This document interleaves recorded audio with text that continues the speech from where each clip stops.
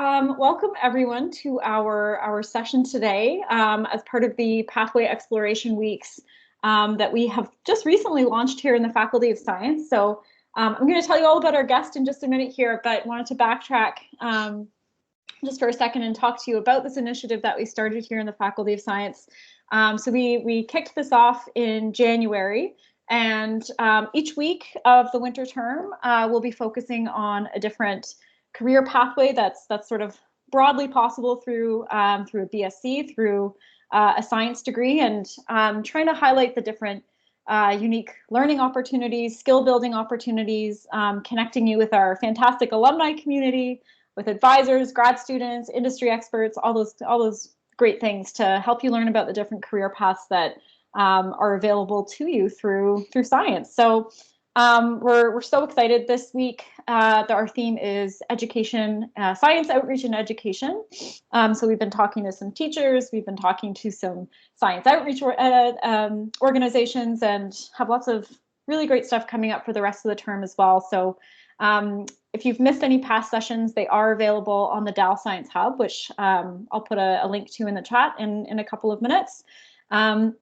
I just also wanted to mention before I get into my intro that attending these workshops, you can get recognition on your co-curricular record. So if you go into your co-curricular record and search Pathway Exploration Weeks in there and add workshop participant, you can add that to your CCR. And for those who don't know what a co-curricular record is, it's basically a parallel sort of transcript piece of paper that you get with your academic transcript. You have to add things on your own, but basically when you graduate, it gives you another record of all of the wonderful things that you did outside of the classroom, and it's great for future employers and graduate school and that kind of stuff. So highly recommend you go search for us on the CCR website and add it, and I'll make sure to validate. So again, yeah, our focus this week is science outreach and education. We're running programming to help students learn a little bit more about different career paths in education, how to gain teaching experience in your undergrad, different ways to gain outreach experience. Oh, thank you, Jocelyn, just put the website right in the chat there. Thank you so much. And today we have a very special guest. It's biology grad, educator, advocate, Gord Phippen. Gord is from my hometown, actually, Oakville, Ontario. Yeah, Oakville. Go Oakville. And Gord owns the Deercroft Montessori School and has been an elementary school teacher, administrator, director for over 30 years. So we're so lucky to have Gord with us today with your just wealth of experience and knowledge in the field of education and science outreach. So Gord, of course, wears many different hats, though, as I've learned in my chats with him. That's why I have no hair left. Yeah. Exactly. Yeah. And you've made, really significant contributions, especially at Dell and with many of our profs here in the areas of marine conservation and environmental awareness and global stewardship, and has helped to establish the Rob Stewart Award in Marine Conservation. I hope I got that name right. Here at Dalhousie and here at the Faculty of Science. So yeah, Gord wears many hats, and we're really thrilled to have him here today to talk about, these really interesting career intersections and, of course, the importance of science education and outreach, and Gord's path since your days as a BSc student, I think back in the 1980s to where you are today. So Gord, I'll hand it over to you first to just say a brief welcome and hello, and then I know I have a couple questions. I think our students might have some questions as well. So yeah, let's sure. Well, that's great, Alison. Thank you. Thanks very much for the warm introduction and your invitation. I really appreciate you and Jocelyn inviting me and being part of this. I think it's great. It's a great initiative, and I know just say initially to all of anybody attending here that it's not an easy year for you guys and for any of us. These are very unusual times, so I think it's good sometimes just to hear different people's perspectives, and I'm really happy to share a few words. Certainly might be a jack of all trades, master of none. I don't know if that's the deal, but I was a Dell kid back in the day. I went here a long time ago, mid 80s, graduated, and have a science degree from Dell in biology. And I've had a strong love of the region, and did end up back here living here. I have 2 kids of my own who attend Dell. My son's just finishing his last year in commerce, and my daughter Grace graduated a couple years ago. So, I have a love for the region, but how could you not? And although I kind of live a hybridized life, I have this business back in Oakville, our Montessori school, and it's been an interesting experience this year, just trying to, manage a business from a distance. For a number of reasons, largely COVID related, just decided to, stay here. We have a great team that actually run the day to day. And one of the reasons, we ended up out here was the opportunity to kind of be in as lovely an environment as the Maritimes offer, but also partly because I drawn to the ocean, and I find, being near the Halifax is such a vibrant place in its own right, and a lot of history. I love the history of the city. But I'm really attracted to the kinds of environments that the university creates. I think Dell is a great school.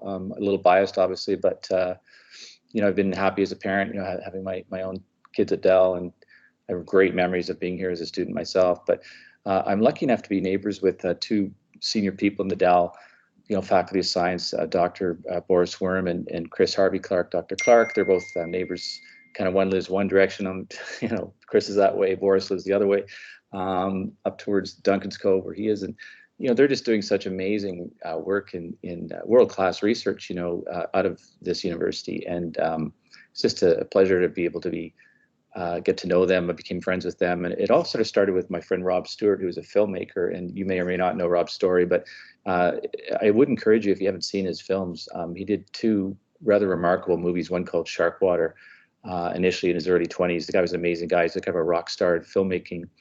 And he I think had a degree from Western. Unfortunately, he passed away 4 years ago now, filming his most recent movie, Sharkwater Extinction. He died tragically in a diving accident. But Rob changed the world. He was a visionary and a brave guy. He was pushing the envelope, trying to warn the world about the eco disasters that are happening in planetary wide in our oceans, and largely as a result of poor stewardship, global stewardship, which we as a species are doing a terrible job of. So I've learned this from the Dell messaging, like Boris and Chris Harvey Clark were 2 guys who helped Rob with his key messaging. So Dell presented a great deal of the research that allowed Rob to share it in his films. He was a great documentary filmmaker. So if you haven't seen Sharkwater or Revolution, his second movie that he made in between Sharkwater and Sharkwater Extinction, I really recommend it. He was a brilliant filmmaker and a great guy. It was a really tragic loss. So when Rob died, my wife and I were trying to think of some way we might be able to do something nice to honor Rob's memory, because he came into our school a few times, and I got to meet him, and I helped him with the Fin Free movement, as it was called. To try to warn people that finning sharks is a terrible idea. And, shark fin soup is not cool. It's over 100 million sharks a year are slaughtered in the oceans, and they're the apex predator in our, food webs in the ocean. Terrible. It's like taking the wolf out of a forest. It's not good practice. And, it's a very, it's a terrible, destructive practice, of course, too, and cruel. Lopping the fin off a shark and letting it die, sink to the bottom to die. So Rob was... he was a prophet sort of eco awareness, amazing guy. Like, he really was a phenomenal speaker, a great magnanimous personality, just a lovely person. So it was a pleasure to try to do something in his honor. So we've cobbled together some resources from some other people who've helped us with it, and we've got a nice fund started. And it helps, give some funds to a grad student every year who can apply for the scholarship, the award, the financial award. So that's sort of how we got involved with the science faculty here a bit. I reconnected with it, I suppose. And it's just nice to think that his message in Sharkwater is a very well-known movie. Like, a lot of young, science students are already familiar with Rob's work. But I would encourage you to share his story if they're just, as someone interested in science or a science student yourself. I think any of us who love the planet should be trying to, make sure Rob's message is heard. Young people are very open to it. I've had a lot of young teenagers go on and actually study marine biology as a result. We sort of started introducing to Rob. He came in and did some workshops back in the day, and this was 7 or 8 years ago. So fond memories, and that's sort of that side of my story about what we've done in more recent years. But anyway, I think science, naturally, it's a beautiful capacity to change your outlook on your planet, and whether you're interested in chemistry or biology or physics or whatever your specialty may be. We're living in critical times where, harnessing all of our global brain power and passion for doing the right thing for protecting our planet is critical. You know, I think it's quite exciting. We're living on the cusp of the whole green energy wave and doing, you know, making big changes, and the pandemic's highlighted a lot of it, of course, right? So I think that's kind of an interesting.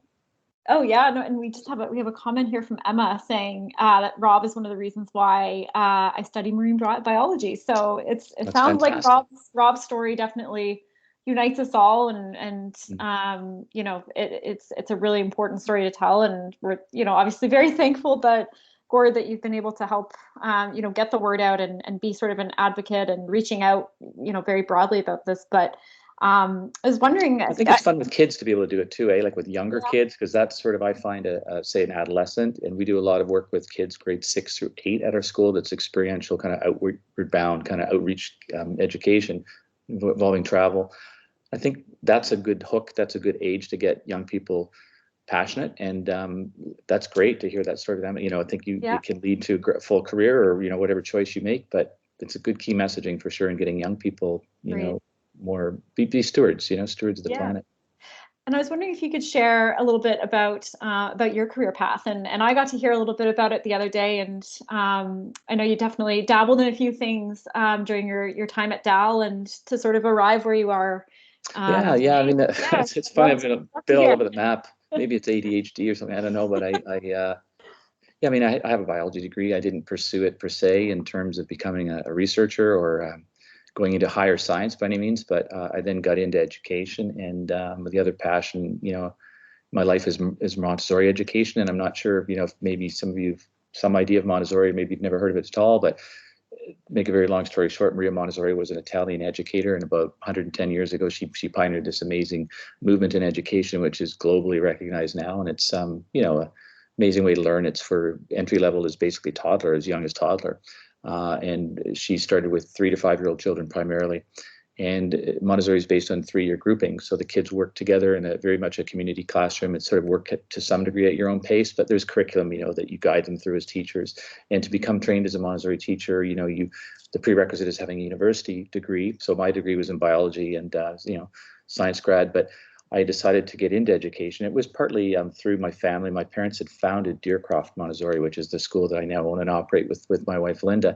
And my dad trained in 1967 in Italy, so he's one of the, you know, pioneers to bring Montessori education to Canada. And our school's, you know, one of the originals. So I sort of got drawn into it after my Dell years. I was working at TSN for a couple of years as sports network, a year after I finished from here, because I was doing some sports announcing at Dell and working in the radio station and stuff like that. And I did the Dell Tiger hockey games and stuff. I was the PA guy and did some announcing on the radio. So I enjoyed that. And, you know, so my path after science was a bit tangential, but I always had this undercurrent of an interest in, you know, I love David Suzuki specials, the nature of things, or I always enjoyed documentaries, and, you know, a guy like David Attenborough, or, you know, Jane Goodall, or, you know, Diane Fossey. Those people are heroes to me. You know, I think of, I used to love Jacques Cousteau when I was a kid. I'd watch all, and this is probably a little dating myself, but as a kid, he was a very, you know, French explorer. He was a really kind of aquanaut, you know, one of the real pioneers, obviously, of scuba equipment. And, you know, his stuff was so cool. He had like encyclopedia sets, and I remember again forcing my parents to get me that set. You know, I was really interested in just bit of a fact nerd. Right now, Google's great. Google's great for fact nerds, but you know, gotta find what's the story on that one. But Google actually, by the way, is founded by 2 Montessori graduates. So Sergey Brin and Larry Page are both Montessori kids, and Jeff Bezos, Amazon. Jimmy Wales, Wikipedia founder, they're all Montessori graduates. So, you know, Montessori helps you kind of think a bit out of the box. And if you're interested in a really a different pedagogy and something that you might want to, I'd encourage, if you're interested in education at any point in your career moving forward, whether it's through your science backgrounds or whether you just find education interesting in the future for parent, you know, reasons as a parent, you want to choose where you might want your child to attend. Montessori is a wonderful way to learn, you know, and it produces a lot of out-of-the-box thinkers. So people like Bezos and Brin and Page, and I think of a guy like Elon Musk. I think he would have made a great Montessori student. I don't think he attended Montessori, but he did go to Queens and spend some time in Canada, you know, studying here. His grandparents on the maternal side are from Saskatchewan, so he's got Canadian blood in him. And I think, Musk would have probably been a prototypically fine Montessori kid. But the others have changed the world with how their corporate concepts, and some good, maybe some questionable, but at the end of the day, they're pioneers. Beyonce, Taylor Swift, George Clooney, the actor George Clooney. They're A all lot of people have Montessori? had Montessori kids. Yeah, they've all went to Montessori school. So it's kind of cool. There's a lot of interesting personalities and strong, people with it breeds self-confidence. Montessori is a wonderful way to build character, and I think we see that a lot in the students we work with. Like some of them, when they start when they're 2 or 3, you kind of know them. They're like your own kids by the time they're 14, graduating from grade 8, 13, 14. So we do a program called Expedition Education. We started that 25 years ago, and that gets us across the country traveling by motorhome, by RV, and we go and see places for 10, 12-day regional trips. And that was sort of got me thinking about out here too. It's a great region to be able to bring students. And I actually brought some kids here year before last, and for pandemic, and we were able to stay out here. We actually stayed in the Dell dorms. I got them in there. It was after school was out here, right? So there was lots of potential for that. And did a great regional trip, see Cape Breton, Cabot Trail, and the history of this region, and the Acadian history, and history of the fishery. Like a lot of experiential and outdoor ed pieces with Montessori, correct? Yeah, kind of hands-on, little more out of the box, not a cookie cutter bus tour. Right. And I think that's one thing I've always enjoyed. I think my parents instilled that in me to a degree. They're both educators, and in the summers they would take advantage of that, and we would go on road trips and be out here sometimes, because my mom's from Amherst, originally from out here. So I've always loved Nova Scotia, but there's so many great places in Canada to visit. So we've taken our students to Vancouver Island, and been up to the Yukon with kids back about 20 years ago. That trip, that was a really amazing experience, doing Dawson City, and getting into Whitehorse, and just spectacular, the land of the midnight sun. Really amazing trip. And then been to Newfoundland 3 times, up to St. Anthony, where the icebergs come in at the very tip of the Great Northern Peninsula, and been down to the west side, and then been down to the Keys and the Everglades. We've sort of done migratory flyways for birds. I learned about a lot of the ecological history of our continent, and how some species have lives in the winter down there and come north for breeding. Big on birds, but kids enjoy seeing stuff in real time, right? So it's great to show the videos, but it's also great to go do it. No, of course, yeah. What a unique opportunity for those students, and I just want to pause and see if anyone in the group here has a question at this time. Feel free to use the hand up or the chat box, and I can relay it to Gord. But Montessori just seems like such a. I wasn't a child of Montessori, but my brother was actually. So it just sounds like a very unique opportunity, and what a great way to learn science by actually, just eating, sleeping, breathing it, being in the middle. So that's it's interesting actually. The Montessori curriculum, Allison had. She was brilliant. Like, she was actually the first woman in Italian history to earn a doctorate in medicine. So she was way ahead of her time. In 1907, she became the first Italian female doctor. So, she was light years ahead of the curve, and she was fascinated in anthropology and the human condition, and that drew her into being interested in young children and early childhood development. And she was nominated 3 times for the Nobel Prize for Peace. Like, she was a peace activist as well, a peace educator, friends with Gandhi and a lot of global leaders at the time. And she escaped Mussolini's fascism during World War II. She couldn't believe what was going on in Italy, in her home country, and she fled and kind of went to Sri Lanka, to Ceylon at the time.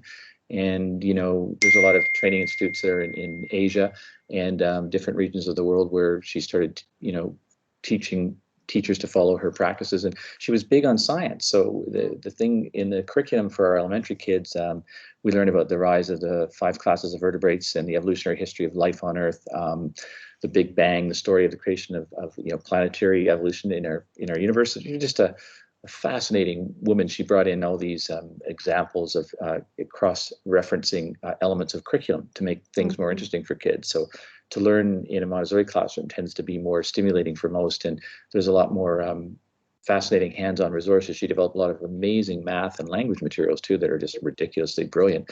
I go on and on for hours about that, but Montessori was a a woman who was very much an innovator, and way ahead of her time. So I think some of the experiential stuff we do she probably would enjoy that's going on in some schools with her namesake, But when my parents started Deercroft in '68, I didn't particularly know as a kid, I was a young kid at the time, that I would end up pursuing this. So to your point earlier about life path, sometimes you end up doing things that you didn't foresee as a kid. Like when I was going to Dell in my early 20s, finishing university, I didn't particularly know what I would be doing 30 years later. But that's the beauty of it. Yep. And I think we have a question here from Emma. I think, yeah. So go ahead, Emma. Feel free to turn your camera, your mic on if you want. No pressure, but go ahead. Hi. Yeah. Sorry if my hand kept on popping up and down for some reason. My computer was being weird with. Yeah. Hi, Gord. Thanks so much. Hi, Matt. Nice to meet you. Nice to meet you too. I was wondering in terms of education, if you saw kind of a benefit for students with learning disabilities to have this kind of different type of curriculum, different type of environment, if you saw kind of a difference of what this you mean for kids who have different learning styles for we've it's interesting. It's a good question, because we've had lots of kids who might struggle a bit in conventional learning environments, just because of the rigidity of it, and you're moving through it is sort of like a cookie cutter approach in mainstream education. It's not, I'm not slamming it, but there are also usually big numbers in public school classrooms. Like I'm a private educator, so I have a own and operate a private school. So naturally there's an element of bias, but like, I just think that attention to detail that you can get from smaller cohorts, that kind of thing, help kids who might need more support. And the nice thing about Montessori, Emma, is that you get a 3-year window of time with those kids. So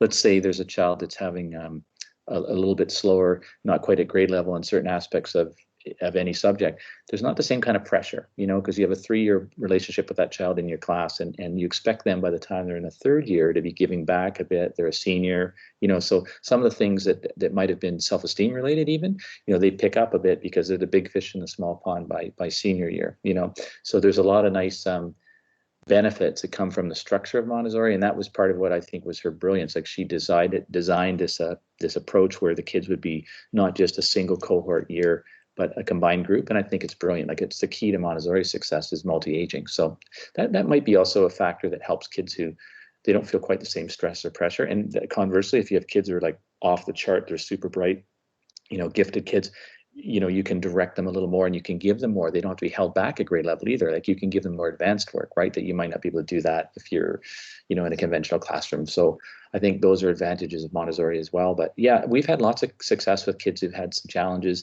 And we really are very inclusive. Like, we take kids of all sort of backgrounds within reason. We can't take kids who have major, massive learning disabilities, because there are some schools that are better suited to that. They have different types of trained teachers, but our teachers are very knowledgeable and experienced. And yeah, but I think Montessori is pretty good for most kids. Like, there's not too many that don't benefit from it. There's a lot of compassion within it too, and caring. It's a very caring environment, which a lot of success in life depends on kindness, right? So I think that helps. Awesome. Thank you so much. Thank you. Good question, though. Thanks. Yeah, it's a great question. Just wanted to see if anyone else at the moment has another question. Feel free to put your hand up or ask in the chat.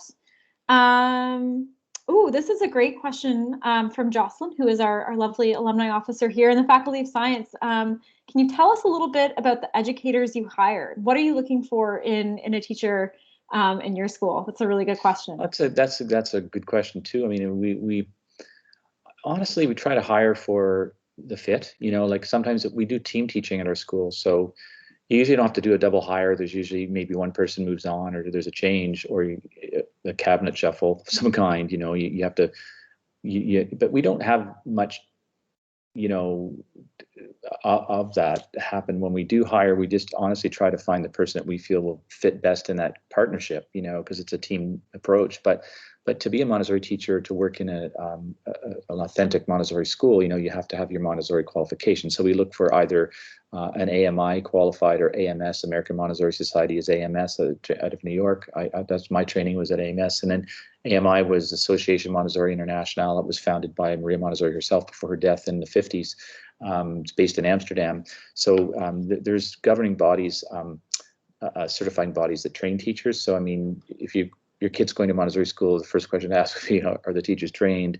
And obviously we look for the best resumes we can when we are looking for hires. And I find you usually, when you're doing your interviewing, you usually get a sense whether that person, and we encourage them to come in and ideally do an observation and spend some time with us. The best thing is if you can get students sometimes. Like we used to have Sheridan College in Oakville, which was had a Montessori training center and a lab school, and we would be able to get teachers in training to come in for the practicums, and you might have them for a couple of months in your school, and then you'd have a really good idea if that would be a great fit. But yeah, I mean, it just kind of depends on I guess the pool of available teachers that are out there. And I found some teachers who maybe started out in public education, they have their BEds, they're disenfranchised after a while in some cases, and they just find it not what they signed up for. And I was going to ask that. Yeah. Private school. So yeah, sometimes you get people that way. A BEd isn't a requirement, or it doesn't? No, it is not. The prerequisite the requirement is you have to have a bachelor's degree. So you do have to be a university graduate. But like in my case, I could qualify because I had a science degree from Dalhousie, right? Yeah. But I do not have a BEd. Most of my staff actually do. And I suppose I could have taken a BEd over the years, but I decided to get more into admin and more management side of it. But I taught for 9 years, 6 to 9 year olds, 9 to 12 year olds rather. I'm sorry, the 4th to 6th graders, because we have junior L, grades 1 to 3, and senior L, grades 4 to 6. And then I developed a middle school program that's very experiential based. We call that school West Wind Montessori. It's sort of named after famous painting by Tom Thompson, who was in the Group of Seven. His death precipitated the formation of the Group of Seven, famous painting group in Canada. And that's our kind of logo, is a pine tree. It's like based on this famous painting. And it's a very outdoors, like I say, our sort of culture of that level. Our middle school, junior high, is to prepare kids for high school and give them lots of experiential learning opportunities. So we do a lot of road trips and camping, and the kids love that. I mean, they're so ready for that at that age. And again, it kind of takes, your learning experience beyond the classroom walls, which I think is very important, giving young people a chance to learn beyond textbooks. And that's what I think co-op programs at universities are very, we were just talking about this as, I jumped on you there, Alison. I think that's so great to have students at any age, get a chance to get some practical experience, and learn from doing. So I think co-ops, that's why they're so popular, right? And we try to create a mini co-op in our junior high. Well, we're definitely big believers of co-op and experiential learning, and as best as possible here at Dalhousie in the Faculty of Science. And I think almost every single department and program we have in science offers at least a bit of experiential learning in a course or something. So something for everyone. And I do see Tessa is typing, and she's been typing for a few minutes there. So I don't know if Tessa, there we go. So I'm gonna read Tessa's question to you, Gord. Okay. Well, yeah, I'm sort of seeing it here. I'm sorry, I'm a little bit slow on the draw. I'm not overly techie. I'm more a Zoom guy, so I'm just figuring out your interface here.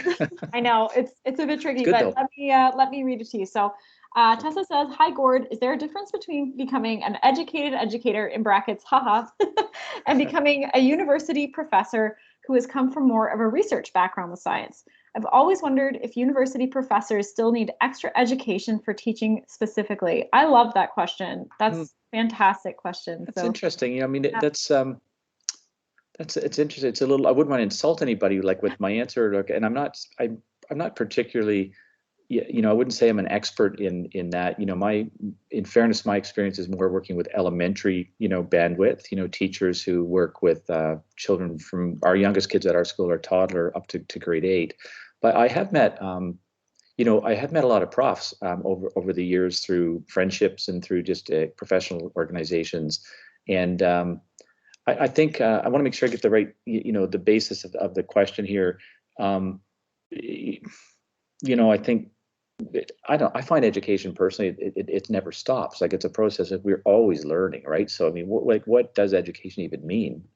To me, it sort of means I'm knowing more tomorrow than I knew yesterday, right? And I think a lifelong interest or passion in learning and trying to always you know for your own sake, just become more globally aware of issues that are going on around you, or develop new passions. And that can come and go. That can come with ebbs and flows in our lives for all kinds of reasons. But I think, I'm just trying to scroll down. I'm just trying to get that question. I'm just testing. Yeah. I want to make sure I'm not really sure if I'm answering it properly. Run it by me again. I just want to make sure I get the framework of it. Hey, sorry. Oh, there you are. Hi, Tessa. Hi. I'm in the lab, so I was like, ah. Yeah, I'm glad someone's doing some real work today. Yeah, doing the research. Yeah, no, thank you so much, Gord. It's nice to see you all too. Yeah, I guess I was just sort of wondering, like, I'm currently in finishing up a second undergrad actually, and I'm looking to go on to do continuing research on plants, but I also love teaching. And I've really enjoyed just being like a teaching assistant. And I see, yeah. I wasn't sure if there's like a difference between becoming a university professor that's teaching specifically at a university with those kinds of classes, and maybe even keeping up research versus like, going out to different educational paths outside of university. Like, I didn't know if there's different experiences in that way, or if there's different training required, or if it's still like, I can follow. That's a really interesting question, because I don't know if I'm really qualified to answer it as I said, at university level. But I would say, when you speak about the different types of teaching, yes, I mean, there's teaching in labs. When you have a smaller cohort. Like, to me, I'm a little biased towards smaller being better. Like, I look at it even like schools. Like, why do typically the Canadian universities that are smaller, like, say, Dell is not a massive university, it's a big school, but it's not huge compared to some. And I reference maybe the Ontario universities that are big, UBC, big school, Acadia, smaller school, and, a huge love for it. The students who go to that particular school tend to have a huge sense of connection to it. Is that, I sometimes question, and I try to figure that out in my own school. How do we create community so our staff feel really close knit? And they really do. And like, the biggest test right now through COVID, these times during this pandemic it tests everybody, like how your resilience is, and I think at the end of the day, wherever you work, whatever kind of environment, especially if you're going to become a teacher, it's a good point. Tessa, like, do you find you want to be in a group? Do you want to teach in the big lab hall? Some people are just communicators en masse. They're really good at that kind of, they can kill it in a big room, and other people are more comfortable, a little more hands-on direct instruction, maybe more comfortable in a smaller lab style size setting. And I think everybody has different, strengths, either as a communicator or even in their knowledge or their capacity, even more importantly as a teacher, to share it. We all know somebody in our life who was really good at slowing down and teaching us something, a task, when we were growing up. Would you like to learn how to do this, honey? And they should bring you aside and show you, right? I remember that as a kid. Right, someone taught me how to use a power tool, and so in our little school, we try to do that, like with our junior high kids. Dave, one of my junior high teachers, I have a male-female team. It's great, and he loves to work with woodworking and power tools. I said, that's great, because kids we want them to learn how to use a drill and safely how to use a skill saw and stuff. And so with the parent support, make sure everybody's cool with it.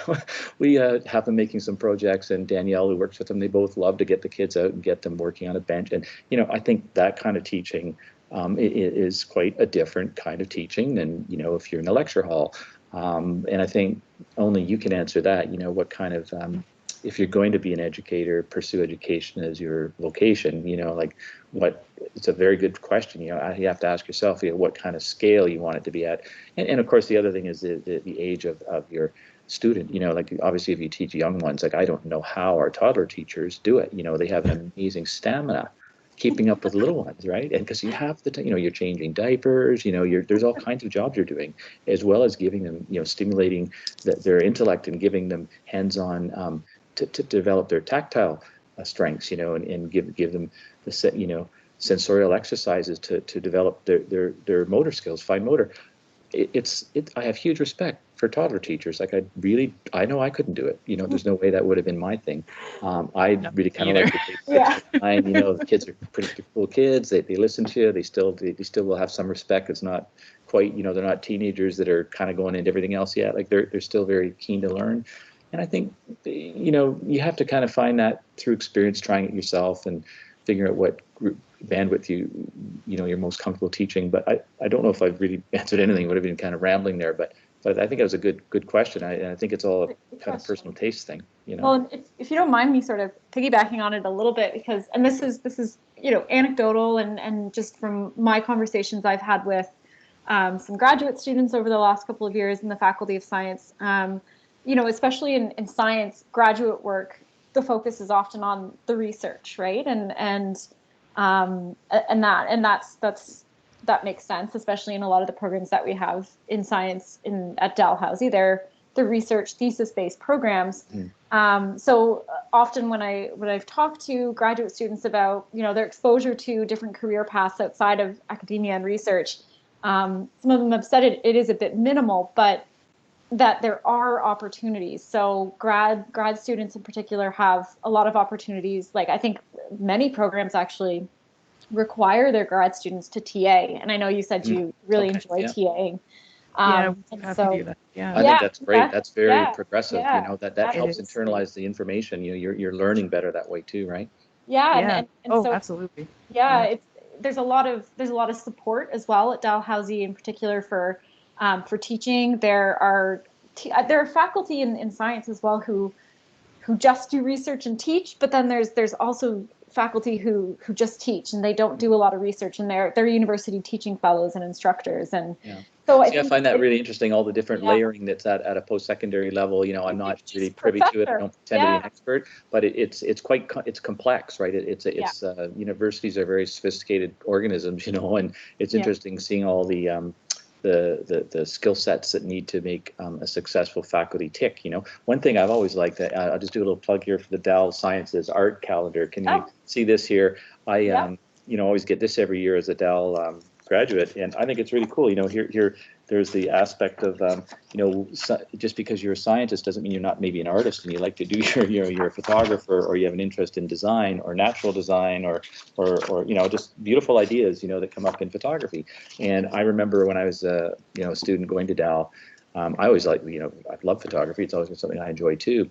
And I just like the way that the university kind of celebrates that. I just noticed I was sitting on that desk here beside me, the Science as Art calendar. But it's an annual tradition within your faculty. And I think I'm proud as a Dell Science grad, you know, that the university pumps those out every year. It's good. You know, it connects to the campus and shows you that, you know, to be a scientist, you can be a Renaissance person, you know. Yeah. And on that, there's another question here. And Tessa, I hope that answered your question, or at least. I just didn't know when to turn my video off. I didn't want to be like, oh no. Bye. Like, it's so. Great meeting you. Thanks for the question. And if you have anything else, of course, happy to answer it. Try to. Anyway. Yeah. No, it was perfect. Yeah, thank you. Thank you, Tessa. There is a follow-up question here from Alex in the comments in the chat here. And I think it's kind of an interesting bridge from talking about photography and the many paths and many intersections, and wondering what are some other possible careers in the education field in general. And I know, you know, you have a specific set of experiences, but maybe if you could sort of highlight a few different opportunities for science education and outreach at a very, you know, as a high level, I guess.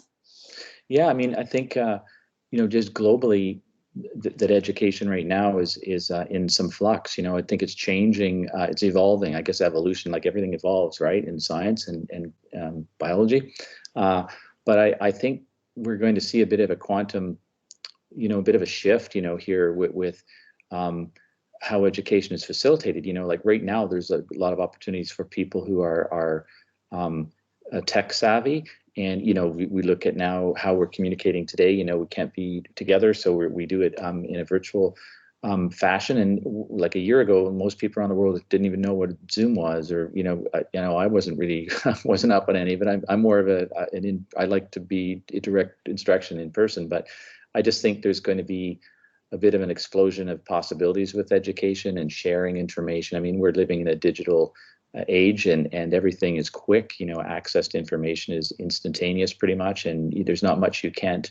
Of course, I guess there's the whole issue of the sources that you get your information from and all that. We've learned that over the last 4 years, but that said, I think education is more exciting right now. The horizon has all kinds of opportunities. There's like event horizon out there, and we look at what's going on, with what's going on in the planetary exploration with Mars, the landing this week of the landing module. I'm more sort of in science in the oceans. I love, I remember last year, I think it was within the last couple of years, Dell hosted a science versus space talk that Boris Wermid spearheaded, and I thought it was a brilliant concept, and there's nothing more fine than being able to go to a university campus and sitting on a lecture, whether it's a special event.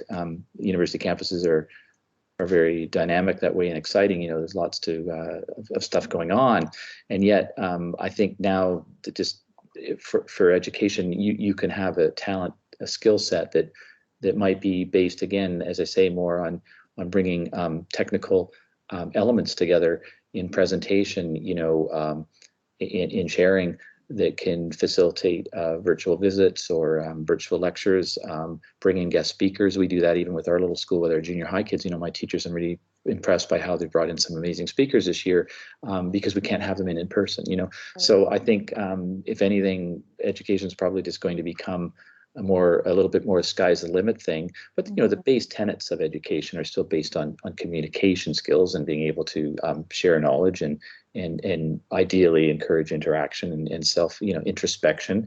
Some people are better lecturers, more kind of that bent than the hands-on teaching.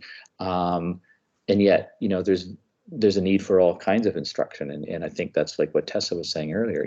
And what kind of instruction or teaching would you be interested most in pursuing yourself personally? But I think education is just a very exciting field right now. I think it's going to be a growth field, and I think there's going to be a lot of opportunities for people who want to get into, especially education related to earth sciences. I think there's a real need for us learning to be better stewards of the planet. I keep coming back to that, that responsibility that we all have personally, for ourselves and for our next generations. And that's where I think education comes in. It's going to be very exciting. And a chance to make change, Yeah, well, and I think we see that in a lot of and I do see Jocelyn with her hand up, and I'm going to get to her in just a second, but we see that a lot in a lot of the work that actually happens here in the Faculty of Science. So Supernova, for example, I don't know, Alex, if you were, or anyone on this call today, were part of our session yesterday with Supernova, which is an outreach and education group focused all around STEM, based here in the Faculty of Science. I've heard it's great. Yeah, they're really so exciting. They're so initiatives. awesome. Yeah, and they go into classrooms and teach and work with young kids, but they also do like a lot of community engagement about science to kind of fill gaps where there might be barriers for students or communities to learn science. So I think like a huge piece of education for me, and what I've been exposed to in the Faculty of Sciences at least, is there is the education. There's the kind of traditional teacher. I'm your teacher. You're my student. I'm teaching you. I'm imparting knowledge. But there's a huge world of outreach and community engagement that's part of it that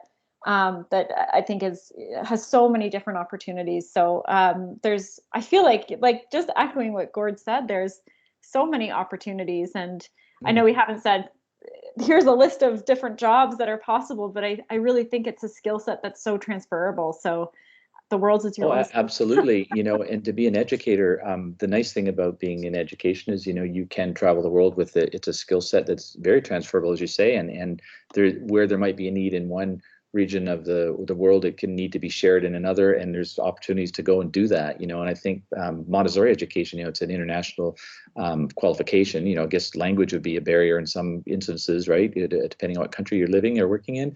But it's I remember going into a Montessori classroom one year in Dubai in the mid-90s, and going in and sitting down. I was invited to sit in a lecture, and I saw the woman, she was in veil, but I could see her doing her lesson. It was a classic math lesson, and I knew exactly what she'd do with her hands next with the material, with the Montessori material. It was really eye-opening and revealing to me that, there's a universal language to the approach to the Montessori approach. And she smiled, smiling because she knew that I was following exactly what she did. I didn't understand a word she was saying, but I followed the activity. So education is universal. Absolutely. Thank you. Jocelyn, go ahead. I'm glad that this was helpful, Alex. But yeah, go ahead, Jocelyn. Thank you so much, Gord. I was just going to build on kind of what you both just summarized a little bit, and it brought me to a really interesting perspective. And I was thinking about science communication and education, and the skill sets that are required for both of those interests are also quite similar. So if you're thinking about considering a path in education, or maybe outreach or science communication for that matter, I think there's a lot of transferable skills for both of those. And being an educator, you have to have the skills to be able to speak and communicate effectively. And so I really like to encourage everyone. This is another plug for the science communication internship, but I think if education is an interest of yours, that I would encourage everyone to possibly think about pursuing and their skills in science communication, because it could be a really effective tool for. Yeah, I agree so much, Jocelyn. I think it's so important right now too. Like, now is the time for people who have passion to get the key messaging out that science is potentially what can save the issues we have. Our problems are going to be science-based solutions to solve the world's big issues, and we need people who have the capacity, as you say, to share and explain and to popularize science. Like, that's why, why do you think a person like David Suzuki said, like, these people are living legends, because they could, capture your attention for an hour on a screen or a half-hour segment, right? And good teachers are like that too. You can't snap a finger around the kids' heads because they're just zoned in on what the teacher's saying, or they're excited about the content of the lesson. And if you're a great communicator and you have a passion, it's all about loving what you do. Obviously, it's like anything, right? But I think most of the great teachers out there, and the ones we remember when we were kids, they made an impact on us because they had a genuine love for the learning and for sharing it. So I agree. Like, if there's people in the science faculty, like, I'm an example. Like, I didn't end up working in higher science per se, or pursuing a research career, but I was always fascinated by it, and I read up on it, and I always want to know what's going on within the world of science, and it's so broad and bold and exciting. And to be a teacher is a gift. You can share it and encourage others to pursue it at a higher level than even we did, for becoming educators. But to be an educator is a gift, because you get to see change. And when kids come back to you with their own children, like, we have some second generation, lots of them now in our school, kids that we used to teach when they were little ones, and now they're back as parents. It makes you feel old, but it's great. It's awesome. It reminds you that it's a perpetual thing, and if you made an impact at one point in someone's life, it may be lasting. I love that point. And I was chatting with another teacher earlier this week for this whole series that we've been doing, and I asked her to talk about what some of the challenging pieces about her career were, and the most rewarding pieces. And she said the rewarding ones are, the first one is when you see a student get it, have that light bulb moment. Yeah. And then the other was just seeing all of the success stories and see people go on and to be inspired, especially to the ones who want to continue to teach, and pass on science to others. She said, those were her rewarding moments. And I think you've touched on this a little bit. But what are some of the challenges that you've experienced and those rewarding moments? Yeah, I mean, I think the biggest challenge is, sometimes when you're a teacher, to be honest, like, getting to the nuts and bolts of teaching, sometimes it's getting past, in the relationship you have with the student, the biases they bring from home. Because sometimes kids, sometimes the harder challenge as a teacher is working with the parents and with their kids, to be honest. That's a big road to go down. And thankfully, that's few and far between those. But there's always, in a group, there's always going to be a few higher maintenance people to deal with, and that's part of diplomacy skills, your capacity to be tolerant. And I think if you're going to enter teaching, incidentally, as a profession, if that's your vocation, you better be patient and you better be highly compassionate. You have to care if you're going to be a good teacher, but you also have to be I think diplomatic. It helps to be diplomatic, because there are times when you'll have to skate through that relationship that is the triangle, the parent, the teacher, and the child. Our teachers are going through parent-teacher conferences this week. Tonight, our school is closed for conferences. Parents do them. It's all virtual this year. Normally, they would come in. And then tomorrow we're closed all day for the conferences, and they're great though. They're very enlightening, and sometimes you see some of the behavior patterns in a child that drive you crazy. You say, "Wow, I can't blame them now." I see getting to know the mom and dad, and conversely, you can get some amazing conversations, and you just realize you've got great advocates for what you're doing, and they become true partners, and they help you. They help you with that child to get even further. So it's all about relationships, and teaching is based largely on the quality of the relationships in order to get the results, right? But yeah, I mean, I think for challenges, that's one, kind of politics of everything. There's politics in everything. There's politics in education. But at the end of the day, the biggest joy, to exactly your point, when a child gets it and they come back to school super excited the next day, maybe they've gone home and done more work and more research about something they learned in school. You can clearly tell you've connected and made an impact. And then, of course, when you get to see them as young adults out downtown, they run into you and want to grab coffee with you or something. It's like so great. You realize, wow, that's, look at you, how you've turned out, and it's I think the great joy of teaching. It's a perpetual thing. You're establishing a pattern for the future of humanity. And that's what you try to do as a parent and grandparents. Like, it's all about just, paying it forward to some degree, and you're trying to make sure that the enthusiasm you had translated and left an impact, I think. And that's a big part of teaching. I read a quote one day, it was like, to be a good teacher, it's like 90% inspiration and 10% perspiration, and there's some truth to that. Like, if you can't inspire the students, then there's something wrong with you, right? It's not all about how much sweat you put into it. It's about thinking ahead and getting that quotient high. Getting your students jazzed about the content. So I think back to teachers who made a huge difference in altering my life path and my career path, and I think if I'd never come across those teachers, then my life would probably have been very different. And so. It's such an important touch point for so many of us. So we've got about 8 minutes here left until we've got to wrap things up. So I just wanted to give a final call for some questions from the group. Feel free to put your hand up or put something in the chat.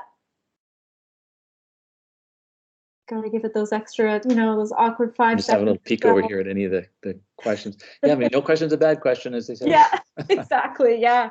I think on the same lines, I was just going to add to that comment, is that we can always remember the teachers that didn't jazz us. That's so true. And in reflection, how important it was. I know for myself in particular, who explored a career in communications and arts and political science, I was always a great math student, but then I had one teacher in particular that wasn't a great math teacher, but that does change your path as to what you end up doing in post-secondary. And I think it's really, really important that teachers are passionate about what they're teaching, because so often we find that those teachers that are so integral to our success, especially if we're, a little bit more hesitant about exploring sciences or math, that those teachers are so critical to student success and how we actually end up, going down a particular pathway that we may or may not have considered otherwise. So it's so important. That's true. We all remember our favorite teachers, and the ones that were, you never forget them for the opposite reasons. And then there's the teachers that are the gray, they're the vanilla, they're in between. Like, I don't know if they're worse or I don't know how we frame those teachers. Maybe those just lost months, and that's a shame too. Like, you don't want to, I guess there's sometimes like a teacher that, there's also the profile of a teacher that wasn't overly helpful to you at the time, but they might have been a tough love approach or whatever. And sometimes you realize a generation later, well, that teacher gave me the kick, and that was what I needed. And so that's not always a bad thing. And then there's sometimes the teacher that says you're not going to, you've heard these stories. Thankfully, I've never been around teaching. I wouldn't have to work in our school. But sometimes you have teachers that, call you out and say you're never going to count that, and then you see them a generation later, and you're the big success story, and they're still, doing their thing, right? So I don't know. Sometimes a calling out or just a lousy teacher can actually be, motivate be a benefit to you. But totally. Yeah. We do have a couple new comments here, so I'm happy to read them for you here, Gord. If yeah, so from Tessa, I also totally agree with small classrooms being of such benefit to learning. I've always felt that sense of community in smaller classrooms and like I'm part of something, which creates that space of learning, and everything is easier to take in with less of a crowd. Emma, just before we jump on that, Emma did say that they have to jump onto another call, but thank you for the wonderful conversation about the importance of education. I feel inspired. Thank you so much, Emma, for joining. Thank you. Agree. Yeah, it's nice. I appreciate the feedback. Thanks. Yeah, absolutely. And yeah, I think back to Tessa's point, yep, smaller, I totally agree. I had a class in my undergraduate degree that was me and another student and the professor, and that's it. And it was better than any class I'd ever taken in my undergrad. Yeah, So, honestly, I remember that the same, Allison, with my years at Dell, like some of my favorite classes had tutorials that were, you could get small group lessons. I'm a firm believer in that personally, but at the end of the day, there's value to the large lecture. There has to be balance. But I think as you get to be a senior student in a program and you get into the more focused, direct instruction opportunities, and that's very inspiring. You're honing in on the zone of what you really want to pursue. And I think if you can emulate that in education, like for younger children, and give them breakout spaces, workshop kind of feelings and environments where they feel really engaged and they're not just lost in the crowd. I mean, it's not rocket science, like to set up a nice educational space and opportunity for anybody. You want them to feel comfortable, inspired, excited about the content ideally, but if they're not so much, at least not feel intimidated either, like feel that they can ask a question and have a supporting, concerned, caring environment around them. And I think it's, again, not really rocket science. I think if it's a bit smaller scale, you can usually provide that better. So I do feel that kids who get to be in an opportunity to have a little more of an intimate learning environment, you're probably going to benefit more in likely, statistically, than kids in huge, when you're younger, especially. But I think that's what we've tried to always pursue over the years, giving kids a best practices environment and experience, and that's what any teacher should do, no matter what in teaching environment you find yourself in. You see it with the university profs who are very engaging, and figure out ways to, despite maybe large numbers, to make the connection through their personalities or their approach in lecture. And that's a talent, that's a skill, and it makes a huge difference in the experience of the student. So I think a lot of teaching also takes a little bit of ingenuity, and everybody should be able to introduce their own flavor and a little bit of their own personality into the mix as well. And diversity in the opportunities is great too, right? So giving people different backgrounds and outlooks and perspectives can make the teaching more interesting for any student. Absolutely. Thank you so much. And we do have a question here from Kaylin. Are Montessori schools private, or are there some public Montessori schools? Yeah, that's a great question. I mean, the vast majority of them are private in Canada. There are some magnet schools and sort of, regional supported by school boards. I know of a couple in Alberta. Basically in Canada, for the most part, though, private. In the US, there are quite a few more publicly funded Montessori schools, especially in New York, some of the larger population centers. But in Montessori, it's a very widespread movement. There are literally thousands of Montessori schools in North America and around the world. So the model has been adapted. The one thing about Montessori, unfortunately, that sometimes it's misappropriated. It's not really like a entirely protected movement, in the sense of you could start a Montessori school up in your basement and say it's Montessori. You don't really have the materials. You're not trained as a Montessori teacher. To be a certified, approved Montessori school recognized by, say, CCMA, Canadian Council of Montessori Administrators, which we're a member school, that gives you the security in making your decision as a prospective parent, that's an authentic program. But generally Montessori is typically run by someone who has pursued it from the get-go, or they were drawn to Montessori having had an education background and realized, oh, that's the best way to learn. I wish I'd learned about Montessori earlier. There's a lot of that too. Yeah. But Montessori is amazing. It's just a global success. Awesome. I do see a couple people typing here, and I don't want to cut anyone off, but I know we are at time. So if anyone has any final questions, Oh, there we go. Okay. Just wonder how we can make these hands-on practices. I had a feeling this would be the follow-up, so I'm glad we waited to hear. How to make these hands-on practices of Montessori schools more accessible and incorporate them into public schools. That's a great question, Caitlin. Yeah, go ahead, Gord. Yeah, you know, the one good thing about Montessori is because it's become so popular. There are a lot of online resources, you know, that you can just literally find through Google, which ironically is the product of two Montessori graduates. But I think there's some great books out there too. Certainly, if anybody in our group today wants to connect with me directly, I'd be happy, you know, to share some more information. Please feel free. You know, Alison, by all means, you can give it, you know, share my coordinates. But Sure. yeah, I mean, Montessori, I think it's much more accessible now to the mainstream than it was historically.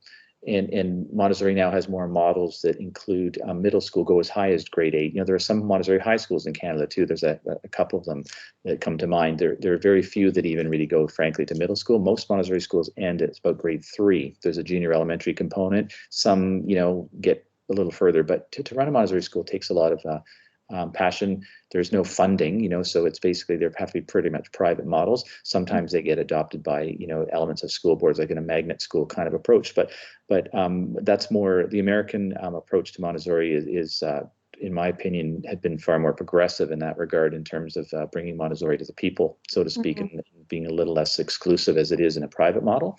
But I also have a bit of a bias towards private schools, to be honest. You know, I do think most private schools do it well. You know, we have to. If we're not accountable and we're not doing a great job, people will pick and choose. They'll go to another alternative, or you know, you don't last if you're not doing a good job. So you know, we're in our 53rd year, so you know, we do what we do it well. But some schools are a little bit more just businesses, and Montessori tends to be run by really very passionate. They've come to Montessori. It's almost a way of doing. Of living, you know, it's a commitment you make, and even affects parenting, a lot of your life choices. So I really can't say enough about it, to be truthful. But there's a great resource base just online, and by all means, anybody can connect with me, and I could give more information. Is that the email that we've been corresponding with? Is that okay to share? Yeah, the g@live.com. Yeah, that's perfect. Yeah. Sounds good. Let me just get that so I can put it in the chat there. So. This is, we do have to wrap things up. We are at time here. I'm just putting Gord's email in the chat here. So if you do want to follow up about, you know, how to incorporate some practices and explore this area more, than please get in touch with Gord. But please, yeah, absolutely. Yeah, thank you so much. This has been a really inspiring talk, and thank you so much for sharing your story. I think especially these days, teachers and educators are doing a lot of heavy lifting across the country. I'm glad you said that. Just in closing, you know, I really take my hat off to all teachers and all the, you know, the faculty here at Dell as well. I mean, Dalhousie, it is a great school, and everybody's working really hard. You ladies work. I'm so impressed getting to meet you guys and the initiative that you've created. This is certainly value add for your students and all of us, and just networking and talking with people about communal interest, you know, shared interest is great. And I think education's all simply, you know, it's often about sharing and about communicating, right? That's a big part of the skill set. But I was really pleased to be part of it. Thanks for inviting me. I had a nice time. Thanks for thank you, and thank you all so much for your thoughtful questions. Yeah, thanks to everybody. And yes, the session is recorded. So yeah, thanks again, everyone. Bye. Bye. Take care.